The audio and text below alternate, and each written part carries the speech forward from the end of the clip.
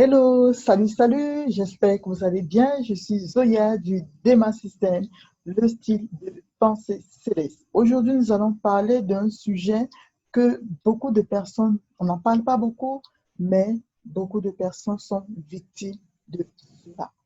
Nous allons parler du jeu psychologique et son impact dans des situations d'anxiété. Comment est-ce qu'il maintient des personnes dans l'anxiété? Comment il permet de maintenir des gens dans l'anxiété? Et aujourd'hui, donc, nous allons parler de comment quitter un environnement anxiogène pour un environnement anxiolytique. Ce que nous devons savoir, c'est que l'anxiogène, un environnement anxiogène, c'est un environnement qui favorise l'anxiété. Ça peut être une relation, ça peut être un événement, je ne sais pas quoi, mais qui va favoriser l'anxiété en nous. Malheureusement, beaucoup de personnes sont dans des environnements qui vont favoriser un état d'anxiété. Un couple qui va favoriser un état d'anxiété. Donc, tu es toujours, tu as des attentes de peur. Tu ne sais pas qu'est-ce qu'on va lâcher devant toi. Tu ne sais pas si la prochaine parole qu'on va dire, c'est sur toi qu'on va indexer. Tu ne sais pas si... en fait, il y a même des attitudes des gens qui sont anxiogènes. Tu es dans un milieu où tu peux sentir l'animosité des gens. Tu peux sentir la façon de faire. Bref, ça suscite plutôt de l'anxiété en toi. Ça peut être ton travail. Tu vas au boulot, tu as un patron qui amène de l'anxiété en toi. Donc, c'est un événement, c'est un environnement anxiogène. Et il faut donc préférer des milieux anxiolytiques parce que l'anxiolytique, c'est comme un psychotrope qui va aller dans ton organisme là et tout. Le but, c'est t'amener à être tranquille, à une certaine tranquillité d'esprit. Donc, il y a des personnes qui sont des personnes de paix. Il y a des environnements qui sont des environnements de paix. Mais malheureusement, au lieu d'être dans des milieux anxiolytiques, on est dans des milieux anxiogènes. On est dans des environnements anxiogènes. Donc, c'est important de pouvoir sortir de là parce que la conséquence n'est pas bonne pour ton organisme. La conséquence n'est pas bonne pour ta santé. Tu dois aimer les autres, mais il faut aussi apprendre à prendre soin de soi et pouvoir détecter les événements ou les environnements anxiogènes pour pouvoir agir de façon adéquate. Ce schéma-ci, c'est un schéma qui intervient dans un milieu ou dans une relation anxiogène. On appelle ça le triangle dramatique. Beaucoup de personnes ont en eux ce triangle. Et ils n'en sortent pas, ils en souffrent, ils ne savent même pas qu'ils l'ont. Et ça crée en eux un environnement anxiogène. Et quand tu es dans un environnement anxiogène, tu deviens non productif. Tu ne peux pas être productif. Un environnement anxiogène ne permet pas la libération de tout le potentiel que tu as dans ton cerveau. Malheureusement, beaucoup de personnes vivent donc dans des environnements anxiogènes. Il est important que tu puisses détecter pour voir si tu es dans cet environnement et prendre soin, prendre des décisions radicales pour ton bien-être. Donc, dans ce schéma, nous avons 3 personnes qui jouent. Mais ces 3 personnes peuvent être 2 personnes, une personne. Donc, c'est les différentes personnalités que nous pouvons prendre et qui nous maintiennent dans un état d'anxiogénie. Nous avons le premier personnage. appelé, désolé si je sens P, le persécuteur. Ça peut être un environnement, ça peut être un pays, ça peut être, je ne sais pas, comme là par exemple, nous sommes dans le corona qui prend le rôle de ce persécuteur. Ça peut être une personne qui joue ce rôle de persécuteur. Quelqu'un qui est toujours là pour te lancer des pics. Quelqu'un qui est toujours là pour te rabaisser. Quelqu'un qui est toujours là pour trouver toujours des choses. Ça, c'est le persécuteur. Et il y a le deuxième acteur, on va mettre S, qui est le sauveur. C'est-à-dire que sauveur, c'est quelqu'un qui apporte toujours même des réponses quand on ne lui demande même pas. Il va toujours vouloir aider quand on ne lui demande même pas. Et le sauveur va dire, par exemple, son mari l'a giflé, son mari l'a persécuté, son mari a même voulu la tuer, mais après, elle va dire, ah, mais tu sais, c'est un enfant, quelqu'un qui a souffert beaucoup, hein. Il faut comprendre, il a beaucoup souffert, et tu vois, sa famille a fait ci, machin, et tout, donc on comprend, même s'il a voulu me tuer, on donne une raison, ou bien, voilà. Donc, on est dans cette attitude de sauveur. Et parfois, le persécuteur peut devenir encore sauveur. Et puis, nous avons le troisième personnage, qui est la victime. Voilà les personnages d'un environnement anxiogène. Quand tu endosses le rôle de persécuteur, tu pousses l'autre à endosser le rôle de sauveur ou de victime. Et les gens deviennent des joueurs, on reste dans ce cadre et ça produit, c'est-à-dire que on devient anxieux. Ça pousse de l'anxiété et malheureusement, c'est désolant de le dire. Parfois, l'Église entretient ce genre d'environnement anxiogène. C'est comme si d'un côté, il y a la parole qui va être anxiolytique et puis il y a le système qui va être anxiogène. Et souvent, sans le savoir, les gens vivent dans cet environnement. Jusqu'au jour où il y a ce qu'on appelle un coup de théâtre. Le persécuteur, c'est celui qui a souvent le pouvoir. À cause du pouvoir qu'il a, il mate les autres, il met ses lois. Bref, il a une attitude de persécuteur. Il est dans les lois, il est dans les trucs et tout. Et il pousse dans l'autre à devenir victime. La victime ici, c'est quelqu'un qui est là, il souffre. Regardez ce qu'on me fait. Voilà, je suis, je suis maltraité. Regardez comment il me parle. Voilà, voilà, voilà et tout. Et souvent, le persécuteur, quand il va sentir que la victime soit commence à suffoquer, ou peut-être la victime va sortir, ou la victime va se dire, j'en ai marre d'être persécuté ainsi, il redevient sauveteur. Il redevient sauveur. Donc, quand il est sauveur, il va essayer de faire du bien, il va essayer d'être gentil, il va essayer de, voilà, c'est un semblant de gentillesse, voilà, comme si, voilà, et tout. Pourquoi? Parce qu'en fait, sa victime peut s'échapper. Et dès que la victime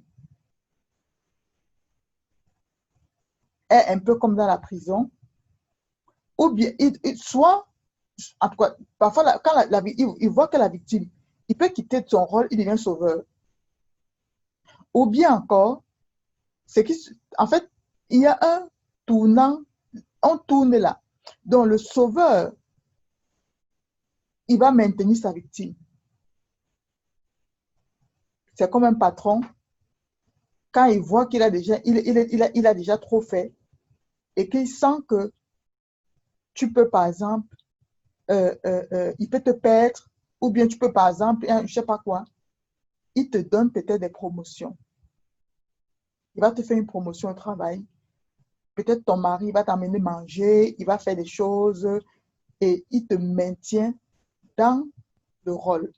Il te maintient dans ce triangle. Parce que tu es dans la victime, ou bien à un moment, qu'est-ce qui se passe? Tu quittes de la victime et tu deviens persécuteur. Et quand tu deviens persécuteur, tu commences à dire, non, à partir d'aujourd'hui, je ne fais plus ça, je ne fais plus ceci. Non, tu n'as pas grandi, tu n'es pas sorti de la prison. Tu as seulement changé de chambre de prison. Donc, souvent, la victime en a marre d'être pris pour un je ne sais pas quoi et tout, et elle devient persécuteur. Et quand elle devient persécuteur, donc, celui qui était persécuteur va maintenant devenir peut-être comme la victime. C'est-à-dire qu'il va, par exemple, dire, oui, regarde maintenant jusqu'à ce que je fais, me voici qui souffre, voilà, voilà, voilà. Et quand il fait ça, l'autre devient maintenant sauveur pour encore avoir compassion que, bon, voilà, on comprend, machin et tout. Et quand l'autre devient sauveur, il redevient encore persécuteur. Et on tourne dans le jeu comme ça, là. On tourne. Et ce sont des événements anxiogènes. C'est un jeu qui crée de l'anxiété. Parce que celui qui est persécuteur, il est là, c'est son rôle. C'est comme ça qu'il est. Donc, quand il sait que tu es revenu dans le cercle, là, il te renvoie encore des pics. Quelqu'un peut, il est sauveur, par exemple. Mais quand il est sauveur et qu'il comprend que la victime devient peut-être rebelle ou la victime n'accepte plus certaines choses, il redevient encore persécuteur. Donc, on change ce genre de rôle comme ça. La victime aussi va, par exemple, se dire, ah, d'accord, ok, elle revient encore sauveteur. Et c'est comme ça que nous sommes souvent. C'est-à-dire que tu ne peux pas partir d'un lieu. Parce qu'après, tu te dis, ben, si je m'en vais, comment tel je vais faire? Comment ceci, cela? Est-ce que c'est bon? Et surtout, maintenant, à l'église, avec la crainte de Dieu, tu te dis que non. Et tu restes, tu souffres. Parce que le persécuteur, il reste persécuteur. Et de temps en temps, tu es un peu sauveur. Il devient sauveur. Il peut devenir sauveur. Il t'aide un peu. Il te fait un truc et tout. Mais il n'est pas sorti de jeu. Et tu es là, tu souffres. Parce que tu n'arrives pas réellement à t'exprimer. Tu vis dans ce genre d'environnement. Et beaucoup de personnes sont dans des relations comme ça. Celui que tu étais en train de dire que oui, il m'a fait ci, il m'a fait ça. Après, tu trouves, mais tout compte fait, je pense quand même que ça m'a aimé l'autre plus que lui. Donc, ça se comprend, vous voyez, non. Donc, même s'il est méchant comme ça, là, c'est juste ça se comprend. En fait, tu deviens sauveur. Jusqu'à ce que tu fais encore que tu tombes encore être victime. Et puis, un jour, tu as un semblant de rébellion, tu as un semblant d'énervement. Non, je veux. En fait, tu es où? Tu es rentré dans le persécuteur. Et tant que tu rentres dans ce rôle, tu rentres dans un rôle, tu tomberas soit sauveur, soit persécuteur. C'est-à-dire que tu es victime, un jour tu reviendras persécuteur toi-même. Toi, tu étais victime, tu vas aussi persécuter. C'est-à-dire que celui qui est victime peut aussi créer maintenant avec une autre personne un autre schéma où lui-même devient persécuteur. Et on tombe encore dans le sauveur. C'est-à-dire de temps en temps, bon, ok, on va faire ci, on va faire comme ça. Là, on croit que les gens sont doux, que les gens acceptent. Non, c'est seulement, ils sont dans l'habitude de sauveur. Et là, ça va créer l'anxiété. Donc, pour sortir de ça, il faut être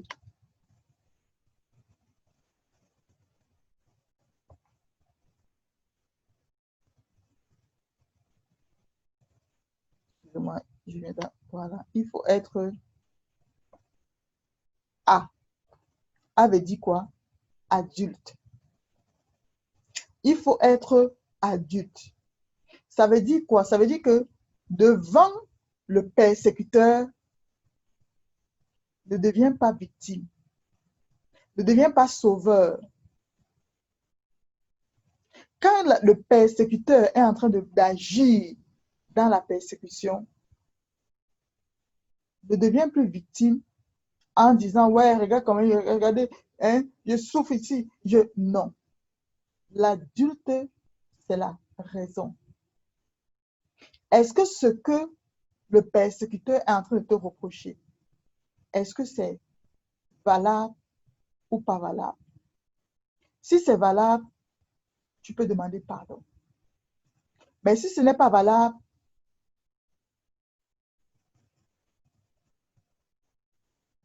tu n'acceptes pas. C'est-à-dire que tu peux même demander pardon, mais ton esprit ne tombe pas dans la victimisation. Il faut être responsable dans ses actes. Et c'est pour ça que l'adulte n'est pas dans le cadre. Tu te mets à côté. Tu ne rentres pas dans le jeu. Tu te mets à côté. Et pour que cela est possible, quand tu te rends compte de ça, il faut que tu fasses la distanciation.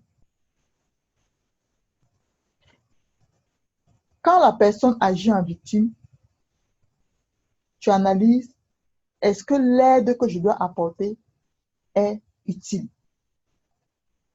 C'est-à-dire que tu te comportes maintenant dans le raisonnable et non plus dans l'affect. Quand on agit en sauveur, par exemple, on peut agir en sauveur, l'adulte va réfléchir, est-ce que ce cadeau, par exemple, est utile pour moi? Pouvoir dire, par exemple, non. Et quand la victime, par exemple, devient adulte et que le sauveur, il va prendre le rôle du sauveur, qu'est-ce qui se passe? Il va devenir persécuteur. Et si l'adulte n'est pas bien solide, il quitte son rôle et il tombe dans la victime. Donc, pour ça, il faut parfois se distancier pour construire son état adulte.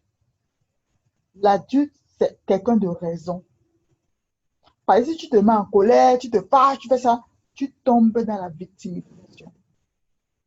Mais il faut regarder, est-ce que ce que je suis en train de faire, c'est conforme avec la parole de Dieu? J'ai la paix, je fais quelque chose.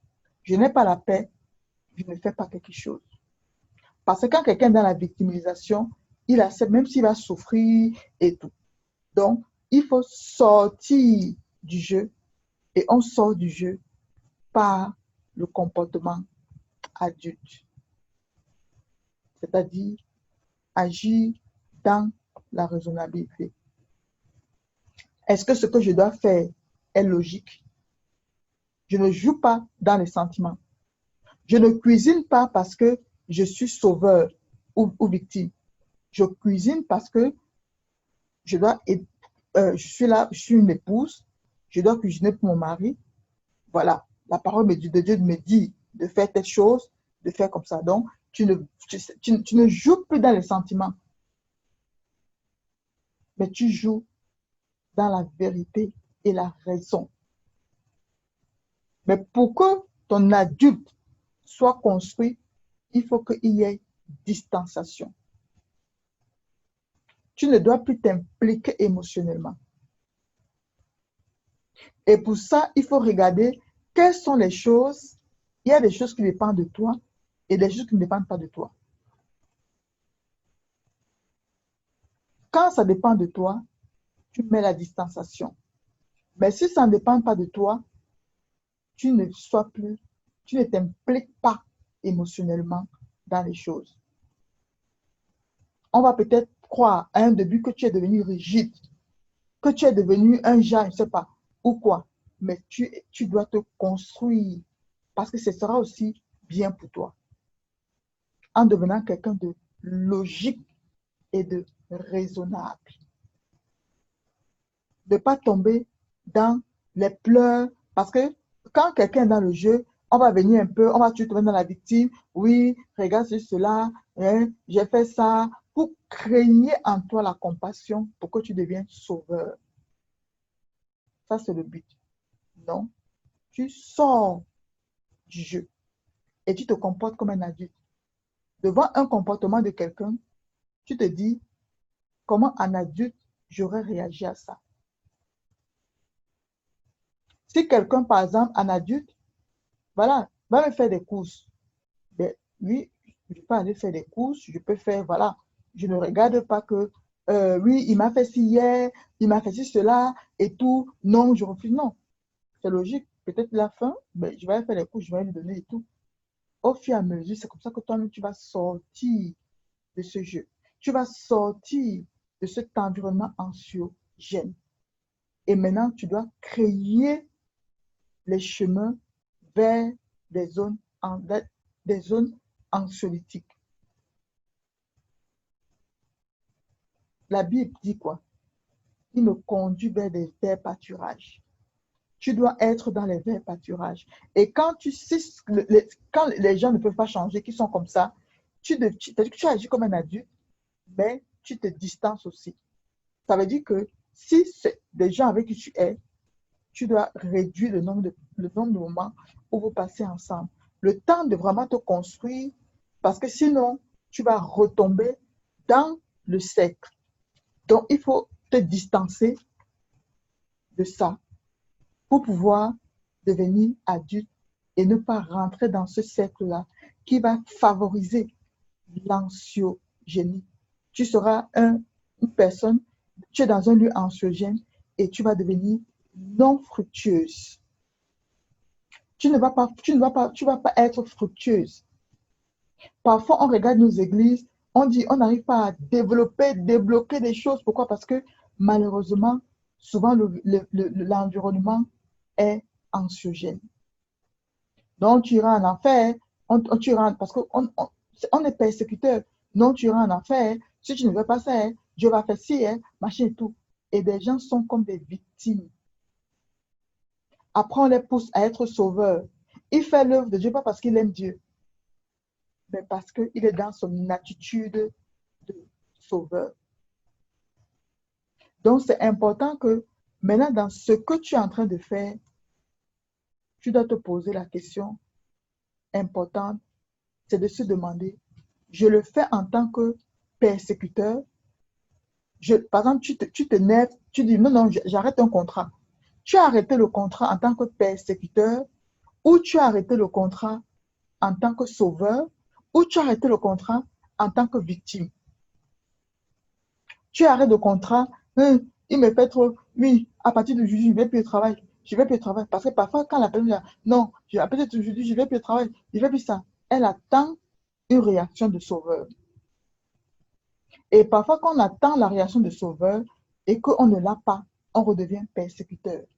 Donc, quelqu'un va dire, à partir d'aujourd'hui, non, c'est fini le travail ici. C'est fini, il me fait ci. En fait, tu es dans ton persécuteur. Et le jour où l'autre va devenir sauveteur, tu vas retomber encore, être victime. Et on tourne autour des choses. On tourne, on tourne. On est là comme ça. On est là, on tourne. On tourne. On est là, passer notre vie.